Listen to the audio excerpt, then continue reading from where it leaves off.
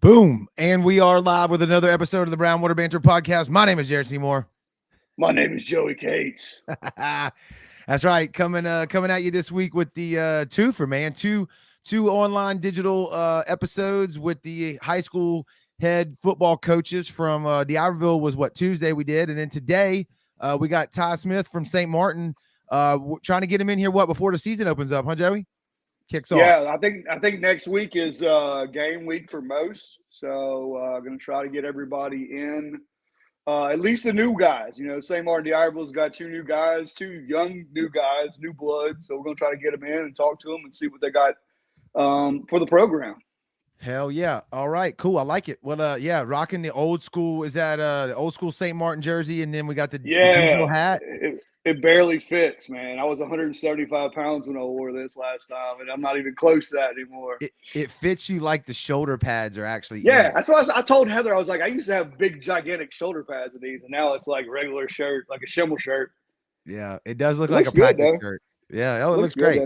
though. All right, well, look, before we jump into that, man, we're gonna thank the sponsors, the people that keep the show rolling here for us. If you're looking to get your teeth clean, man, I hope by now the first name that pops into your head is Southern Magnolia Smiles. They're located right over there on Washington Avenue in Ocean Springs. Check them out on the socials, Facebook and Instagram. They are at Southern Magnolia Smiles. You can check them out on their regular website, southernmagnoliasmiles.com. And when you're ready to make that appointment, just give them a ring, 228-215-1202, man. Dr. Robbie Williams is over there, and he'll take care of you. Just tell him that you heard about him on the Brown Water Banter podcast, and he'll give you that free toothbrush that Joey always talks about. That's right. Moving right along, we got Hilltree Marketing. This is Jesse Hill and his team. Jesse's the one that keeps our website looking good over at brownwaterbanter.com. He built the whole thing for us from the ground up. We couldn't be happier with it. It won a local award here not too long ago. If you need a website built for any reason, if you're a content creator or small business looking to up your online presence, Hilltree Marketing can do it for you. Go check them out at hilltreemarketing.com. You will not be disappointed. See the Swamp over on Gaucher Van Cleve Road. You just take the exit, head south. They're on the left. That's our good buddy Rocky Brooks. He's been doing the See the Swamp thing now for a couple years. And if you need a place where you can get good equipment, man, tackle, rods, reels, plastics, apparel. Brown water hats. That's right. We dropped them off today, and they are available for sale. He's got all of your what he's got. Look at it, the fishing shirts. He's got the shorts. He's got Fish in the South gear. Our good buddy Josh, and it's shop local, man. If you can save, keep your money here within the community. So Rocky over at Cedar Swamp, man, we appreciate you supporting us, and Coastal Angler Mississippi Magazine as well. Check out the magazine; it's free. It's at a ton of different locations. If you can't find it, you're not looking for it. And check out all the cool stories in there. The cool pictures of people fishing, and we even have an ad in there this month and next month as well, so check us out as well. Bringing up the rear here on the sponsors, we're super proud to have Calvin Taylor. He's running for circuit court judge, and he's a sponsor of the show. He's got over 30 years of experience in the game, representing people from the Mississippi Gulf Coast. I've been mentioning it. He's going to be on the show once we get our studio back up and running so we can do the face-to-face. He's got some real cool stories, man. He's been on the Gulf Coast for a long time practicing law. We've reached out to a lot of people that we know in that community that give their stamp of approval on Calvin. So we're glad to have him as a part of the show.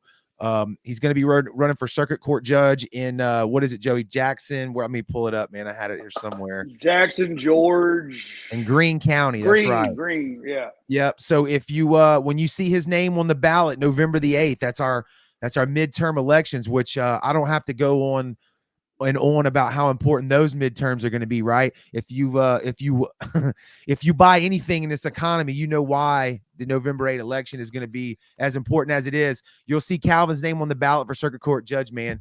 Check him out, and he's the guy for the job. So we're putting the old Brownwater stamp on that. So we appreciate him supporting the show as well. And we're going to go ahead and mention Joel, right, Joey? Right now, we said the flyer. Yeah. Throw it up again. Yeah, that's Cherie and Joel Sigger and Jack's mom. She came down with Lou Gehrig's disease. Jared, you're a medical professional. Yeah. I think it's not a good one to have. No, and it hits hard, it hits fast, unfortunately. And they're going to be doing the silent auction for him in D'Iberville. We're going to be donating some stuff. If you can donate anything for the silent auction, please, the number's on there. The website's on there. They also have a GoFundMe, which I put in the last 2 videos. I'll put in the comments of this videos too. So if you can help, definitely a great family, definitely a great cause. That's right. That's right. That's going to be September the 17th from 12 p.m. to 6 p.m. at the D'Iberville Community Center. They're going to be selling $10 pork plates, $10 pulled pork sandwiches. So go by if you can, man. Stop by, grab some good food and support a great cause. They're going to have baked goods as well and raffles. So like Joey said, we're going to be donating to that. So it's a great former Yellow Jackets. Support a good family. Yeah, that's right. You know, in a terrible situation, as the best way as I can say that. So, all right, well, let's jump in. We got some comments already running through here, but let's jump in. Let's bring Ty in. Ty, what's up, man? How are you doing? How's it going, fellas? Hanging in there. Doing great. Like I say on this one, I think Joey's going to steamroll the questions here because this is his wheelhouse. So. Yeah, Ty, new school starts, so new season coming up. We knew we're not going to compare anybody, but we kind of know Josh's story, but I don't think we know your story. So why don't you tell us how you got into coaching and how you ended up over at the Hive in St. Martin? And it's I'm from Natchez, Mississippi. I grew up. My dad was a football coach at South Natchez and the Natchez High back with Chris Calcote. You know, they ended up going on to being the athletic director at Gulf Coast Community College, and Robert Raines, Alcorn. Hell, they were like dads to me. I grew up on the sidelines since I was 3 years old. And after I got done playing and all, I got into coaching and actually took a graduate assistant job at Southern Miss, and it lasted a whole 3 days. And Steve Buckley actually got the job at Petal and gave me a call and said, man, come make some money. And I told him, I was like, man, I really want to coach college football. So he always told me, he's like, it's about who you know at that level. He said, come get some experience, make a little bit of money, and let's build something here. And, if you want to go to that level, we'll work on that. And so I didn't look. Right. I jumped in, and to be honest, I'm very family oriented. So once that step started taking place, being there after 3 years, I kind of shifted my attention and really I fell in love with coaching high school ball, so to say. But, me and my wife, she was finishing up I'm going to walk this way. It's starting to rain on me a little bit. All right. Long story, man, we were doing well there in Petal and absolutely loved it. And she was finishing up her postdoc, and we had to move to Salt Lake City, Utah, and didn't know anybody out there. And so Steve actually reached out to Blake Miller, who was O-line coach at Utah. And I went out there and worked a week and had a GA spot. And Whittingham came in on a Saturday. We were in there watching film, and he basically told me, he's like, look, man, blood's thicker than anything else. So the GA spot went to his son-in-law. Oh, yeah. Ow. Thanks. Yeah. It was a good experience, though. But they said, we're going to take care of you. And, they hooked me up with some guys. And I ended up at Alta High there in just south of Salt Lake. And, man, it was an eye-opener for me. I was there for 3 years and, I built a name for myself, so to say, coaching high school ball out there. Made a lot of great friends, a lot of really, really smart football guys. And, I mean, we drove to California and played Crenshaw. We flew in Don Bosco, who was 3-time defending national champs, and played them at Rio Tinto Stadium. So it was some big-time football. Never thought that whenever we were first moving out there, but, I learned a lot about the game myself. And whenever it finally came time for me and my wife to start a family, we said, let's get back a little bit closer to our families. And here we are, man. I got off a plane in New Orleans, and my wife called. I had interviews set up at Daphne. It was Pascagoula, Ocean Springs, and there was one other school over Panhandle, Florida. I got off the plane in New Orleans. My wife said, I just got offered the job at Keesler Air Force Base as a psychologist, so make it work. Sweet. Yeah. You got your orders. You got your orders, and she got her. We've been here now years. I was at Ocean Springs for 8. Had a great time. And last year, Coach Whitehead reached out, kind of told me, he was looking to retire, and he gave me an opportunity I couldn't pass up. So came over last year as offensive coordinator, and then everything since January has kind of been fast forward. So how was it adjusting to our old alma mater? How was the St. Martin life compared to what you're used to? Oh man, I mean, it's let me tell you this: the everybody thinking about it, talking, and everything else, man. It is an incredible community. I tell you, man, the support has been unmatched. There's so many people out there in this community that are really wanting to win. They're wanting to see a product. They're wanting to see a football environment first and foremost. Right. I understand it. It's going to take it's going to take some time to really build the product. But I mean, we've gone from 40 kids on the roster to having 80. I take a lot of pride in that. All our coaches do as well. It's gotten a situation where, this day and age, there's so many opportunities with cell phones, with media, with the things it is. If you don't have a personal connection to the coaching staff or the players itself, I mean, you can watch most of them online in the comfort of your home and save money and everything else. So we're trying to really build and branch out and really, grab the community and give them a reason to come out and support us, support these kids and this school. Yeah.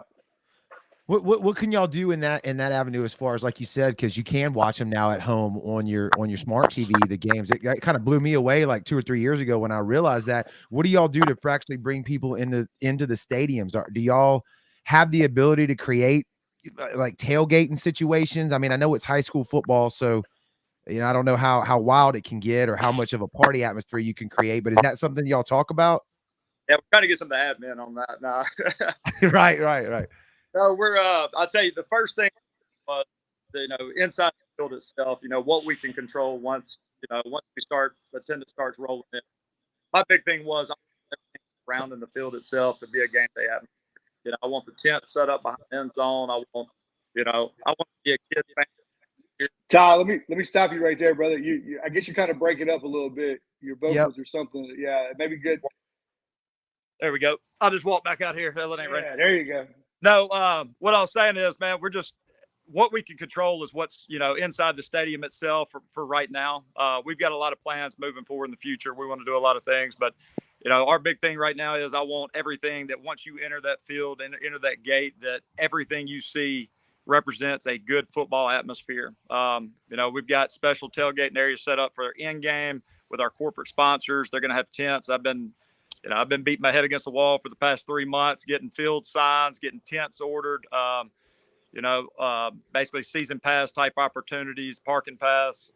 So we're trying to really branch out to have the product there and the opportunity for people to show up and make it a kid family atmosphere where they can come and enjoy it Friday night.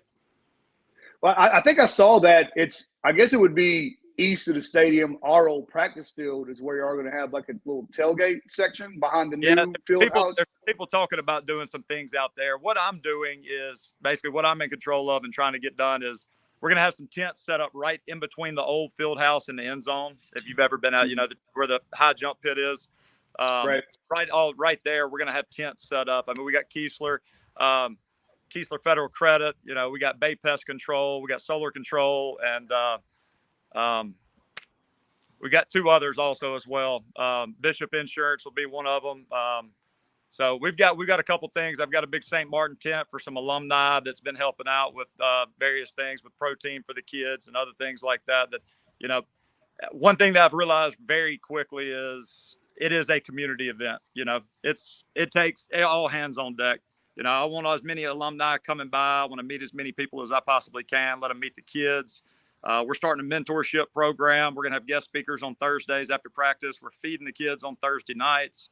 We're going to feed them before games. So it's been a big time. It's been a big overhaul. We'll say that. What's the big, I kind of stepped on some toes the other night. I don't know if you saw the interview with Josh. But I went through it. You know what I'm saying? The only reason I talk about it is because I went through it. I don't talk about stuff I didn't go through. But how do we go about changing the culture of football at St. Martin? How are we doing that with you? Bring a young guy in, changing everything up. You change some of the staff, right? And we're going to you bring some tents, some tailgating on. How do we get St. Martin to be winning consistently? Man, I tell you, I appreciate you saying young guy too, because I'm supposed to be 39, and it's a big difference between 5 years ago. I tell you, you're the same age as us. We're the same. We're all the same age. The coaches make fun of me because I'll get out there and run sprints with the kids still, and they say you look like a 2x4 moving back and forth across the field. But no, man, I tell you, and I told WLX this the other day whenever they came by. Coach Whitehead's an incredible man. He had his ups and downs with the program, with winning, with talent coming through, with all these other things. What I can focus on is kind of like I told our staff from day one. Once we kind of got everything in place, I want us treating this like we're starting a brand new football program. I want us being like, this is obviously we're still one of the old alum, and we're not going to forget the tradition, the past, but at the same time, what we can control is us starting today, moving forward. So for us, you come out and watch practice tomorrow, you'll see already it's a different atmosphere. Talk to the kids, I'll be honest, I'm shocked myself. David Baggett, superintendent, that's what he comes by and tells me all the time. He was like, Smith, year one, it's year one. We don't have to have everything right now. But it's like I keep telling them, like, whenever I do something, I want it to be done. I don't want to meet about something to meet the following week. Whenever we meet, by God, let's get out there and get it done today, and let's get moving forward. So it's taking place pretty fast. I'll say that. Well, and there's such thing as first impressions too, right? You know what I mean? He say year one, but it's the introduction too. So, and that's kind of my philosophy behind it. I actually watched Coach Ladner talk. Think the world of him. He's going to do a great job over there. Obviously, those kids love him. I think that was a good choice by them, because at the end of the day, if the kids don't approve of your guy, it's an uphill battle, and that's what you're trying to do. You're trying to relate to 15 to 18-year-olds to get them to accept what you're trying to get them moving forward. So he's going to do an incredible job. But with us, man, it's we're gonna keep putting one foot in front of the other. We have very high expectations. I think the biggest thing is structure, discipline, all that good stuff that cliche terms everybody uses. At the same time, the kids want to see you live up to that too. And we're gonna do everything first class, serve it. And I'm excited, man. It's going to be, y'all come by. I guarantee you, if you come by and just check out a practice, you see the kids, you see the organization, you'll see that it's taking place pretty quick. Yeah. That, you got some tools too, because that new field house that they just put in is pretty nice. I've been over there a couple of times. Of course, turf, we had to catch up with everybody on turf, but the field looks good. You got the facilities. You even got you got a junior high field house now, right? You went to junior high and the old high school field house. We do. I will say, for the new weight room and locker room, yes, we're on. It's very nice. It's new. It's clean. We've actually just upgraded. We made some purchases and got some new bars with our strength coach that Kent brought in. That's been the first and foremost. The weight room's been the number one overhaul. Since January, we've really been getting after it, so to say, and Coach Lancaster coming in from Alabama and his background in the weight room, we implemented him across sports for strength and conditioning. And I was talking to one of the soccer coaches today, just telling him like it's going to show quick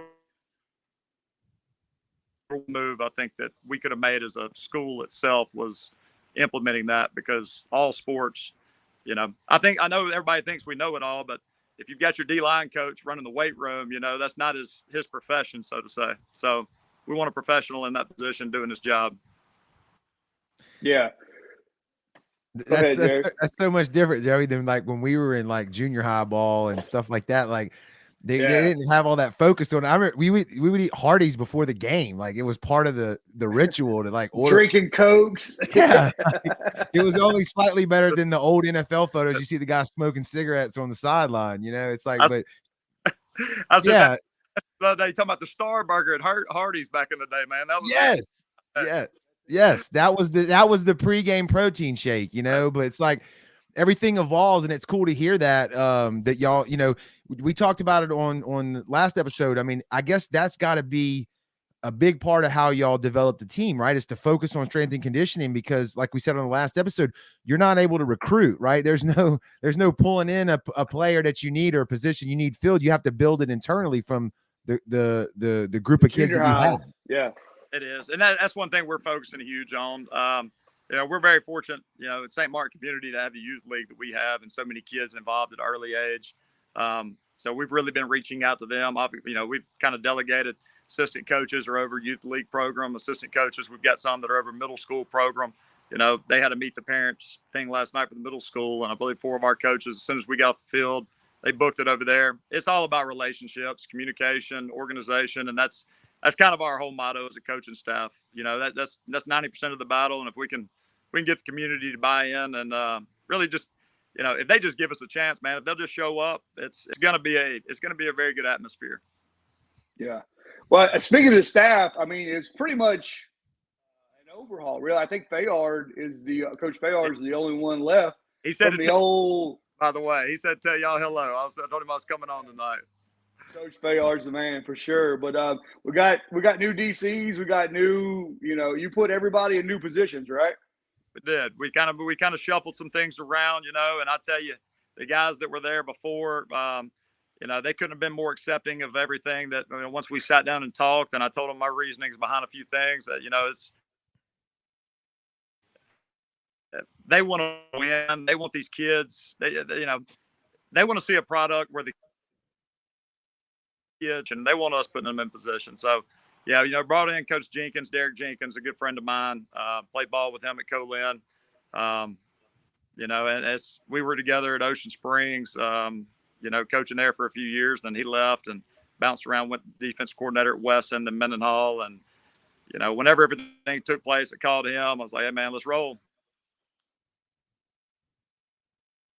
Still kind of cut in and out worked out, man. And Josh Lancaster, strength conditioning. Okay, you got me now?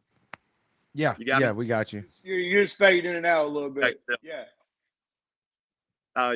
No, so yeah, Jenkins came on in. Josh Lancaster, strength and conditioning. He's from Mobile. Played at St. Paul. Diehard football guy. Went to Ole Miss as walk-on. Just as tough, as good of a guy.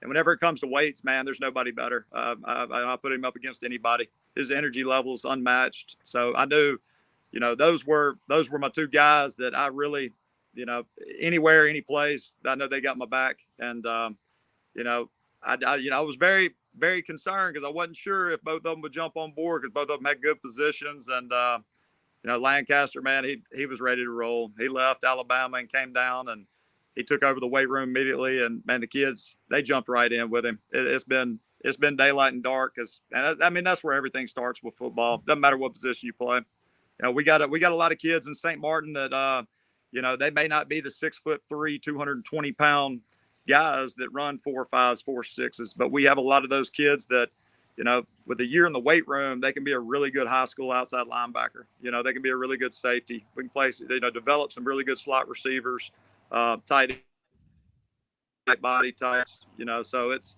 the future's bright, man. Even our 9th grade team right now, we've got a bunch of kids out there. We got right at 50, and you know, all summer we brought them up and made them work out with the varsity, and you know, so it's been a good transition. Outside of those 2, man, we've got obviously Antonini's been there as the O-line coach. He's a big fan of y'all's. James done a great job. I think the world of him, and so whenever I got it, I was like, man, it's, you know, I've always been, you know, I call the offense, but I lean on him a lot. Obviously, you got to lean on your O-line coach, and so he's going to be the offensive coordinator, and we'll call it as a collective group. And outside of that, Wesley Barnett coming in, who just finished up a graduate assistant at Nichols State. He's going to help out Coach Talley, who's been there for a while and does an incredible job. But yeah, Wesley's going to help him out with special teams and help with D-line. And man, we've got some good, man. Goldsmith's Coach Talley is teaching and got him out doing wide. What's up? Coach Talley's a special teams guru, man. He always has been. Oh man, Talley is the guru of every damn thing. He is. That's what we call him, the wizard, man. He's right. You know, today after practice, popping, so we had to cut practice a little short, and me and him jumped in the truck and went to get a power washer so we can climb in. If you need something, he's the guy. I mean, you know, there's no way I could be doing this without him, man. I'm telling you. Yeah, we gotta have. You gotta have. He's such a help. Such a help. Very humble too. So, but no, man, I tell you, Pete Decato, he came over last year with me doing running backs. You know, my big guy, my bodyguard, Jonathan Anderson. Not gonna find a better D-line coach anywhere. spending times with the kids. He doesn't even teach. He comes out and volunteers his time. And, that's the kind of guys that we want to surround ourselves with, man. These kids absolutely love every single one of them, and it shows. It really does. Yeah. I like it. Well, go ahead, Jared. No, I was going to ask him, what's it like with the turnout as far as players are concerned? Is that, you hear people talk about all the time that kids are just glued to their phones and their iPads, but is that something that you notice as far as getting kids to come out and try out for the team? Man, I mean, I'll tell you, it's been, this day and age, obviously, especially down here on the Gulf Coast, there's so many options for kids, and, whether it's, they play baseball year round or basketball year round or lacrosse or, have to have jobs. I mean, we lost 2 or 3 players over the summer that just chose, they went and got a job and started making money because there's a lot of things to do, fishing down here. Growing up in Natchez, man, it was nothing. You're either going to get out in the river and go fishing or you're going to go hunting. And, football didn't interfere with those two, so, right. But yeah, man, there's so many different options for the kids down here. You've got to make it. At the end of the day, it's a game. And it's like I try to tell the kids, man, they got to have fun. Us as adults, sometimes we screw things up. We get in the way. We try to make it a life. We're the ones that chose it to do for a living, not the kids. So, right. You got to find that. There's a fine line. So, what are we doing scheme wise? St. Martin is usually they've been through a bunch of offensive coordinators, been through a bunch of defensive coordinators. Are we going spread? Are we going to line up, double wing? I mean, what you got planned for this year? I tell you, with the guys we have, our receiving core this year is going to be pretty good. We're very young. We've only got 5 or 6 guys that played significant downs last year that are back. And coming off a 2-win team, usually that's not a good thing. But it's a very good thing. They'll just leave it at that moving forward for us. We're gonna be young. We've only got 13 seniors in all on this team with 80 kids, and out of those, as of right now today at practice, I would say 3.5 to 4 starting. Obviously, one of them is going to be DK, which is the quarterback. And he's an incredible athlete, one of the best DBs in Mississippi. He's going to be our trigger man. He's good, man. Is that who I saw the second team runner up statewide? You had a receiver up there. Is that who you're talking about? That guy? Yeah, no. DK is the one that he's actually Coach Gene's coordinator. He's his son. He moved in from Mendenhall. Okay. He was the 5A quarterback of the year. I knew him whenever he was a little kid too, man. But he was on the sideline with us whenever we coached together, and it's so he moved down with Dad. Mom's here. Mom's coaching basketball with Coach Kennedy, doing girls basketball. They're talented, man. They're athletes across the board. He's got a bunch of girls that are going to be superstar volleyball and basketball players as well. So right. Good situation. But outside our receiving core, man, we've got Montclair Bray, came out from basketball, hasn't played football since middle school. He's going to be special. He's only going to be a sophomore this season. Obviously, you got Jalen Anderson, who started last year as a freshman, and he's going to go both ways. Obviously, you have Norrell. Everybody knows about Norrell, and I'll tell you this: Norrell, between last year and this year, it's been, whether it's all these guys that came in on staff, something clicked, so to say. Couldn't ask anything more of him right now. He shows up every day, works his tail off. There's never an excuse. I expect a big year from him. He should be fun to watch.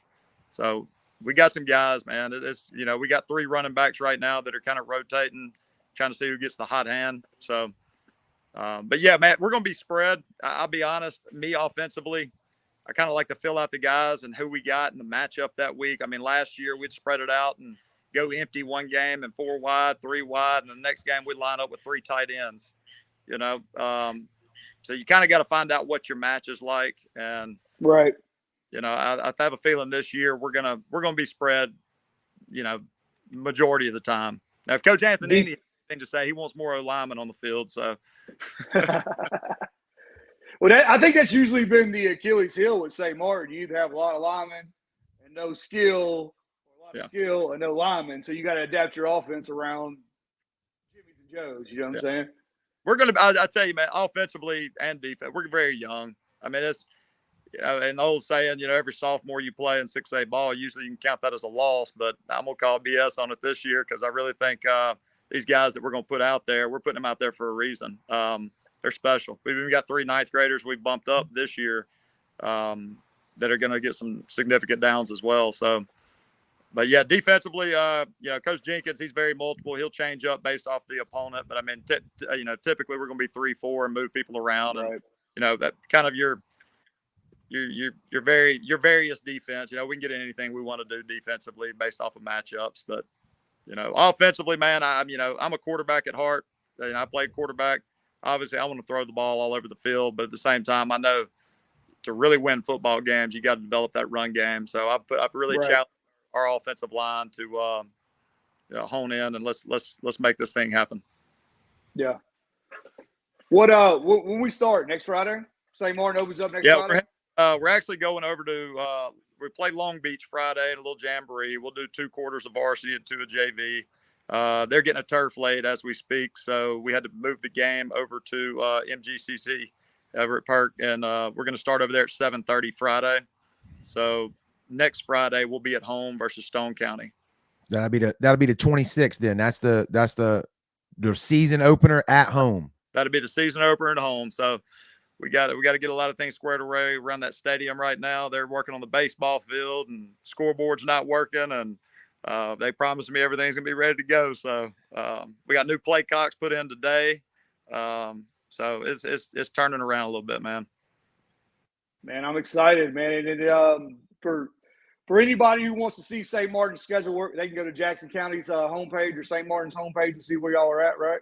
Yeah, I tell you, most of the things that we do, this day and age with social media, we're all over Facebook and Twitter. You can go to @St. Martin football, check it out. I mean, we're on. We've even got an Instagram set up. So, everything we do, we're going to post online. We've got schedules out. I'll get one to y'all so y'all can put it out for us as well.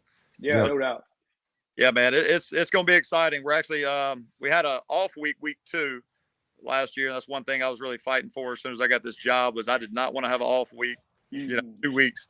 So reached out, fought.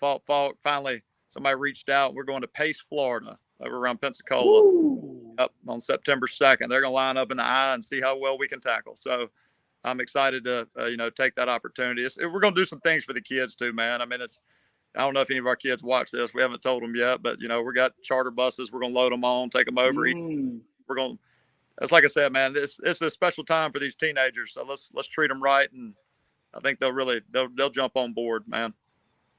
Absolutely, man. I love what you're saying, and I hope everything works out for y'all, man. We'll be rooting. Like I said, I'm torn. I work in D'Iberville when I went to St. Martin, so I'm Stingham and Warriors.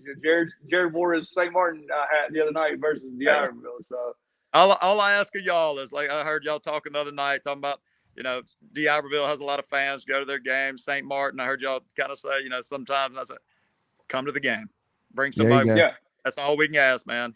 And if if you don't like what you see, come let us know. Come talk to me, because that's, our job as coaches. We want the kids to have fun and get after it. We want the community to support it, man. I love it. That's awesome, man. I hope we get St. Martin football back. I hope that last game of the season between St. Martin and D'Iberville means going to the playoffs, and it's a daggum barn burner, and it's 100-99. You know what I'm saying? Hey, if we can score that many, man, I'll be in a good mood. Coach Jenkins may not be. You're right. But yeah, y'all feel at home. If you ever need anything from us, our door's wide open, man. Come do a show at the stadium. Come check out the field house. Y'all can come have a headset and help call plays. Hey. You don't want that. Not for me. Maybe Joey, but not for me. Just throw the ball down the field. Just score. Just score. That's all I need you to do. There you go. Well, look, Tyler, man, we appreciate you jumping on here with us this evening, and we wish you all the best, man. Like you said, everybody, if you're tuning in right now on the live, the replay, or the audio, if you ain't got nothing, you ain't been to a game in a while, go check them out. It's they revamped everything. They're pulling out, leaving no stone unturned. Going to make it a fun time and support some St. Martin football. I appreciate y'all. All right, man. You have a good evening. Appreciate you hanging out with us. Absolutely. Y'all stay in touch with me. Will do. Yes, sir. Will do. All right, that was a good one, man.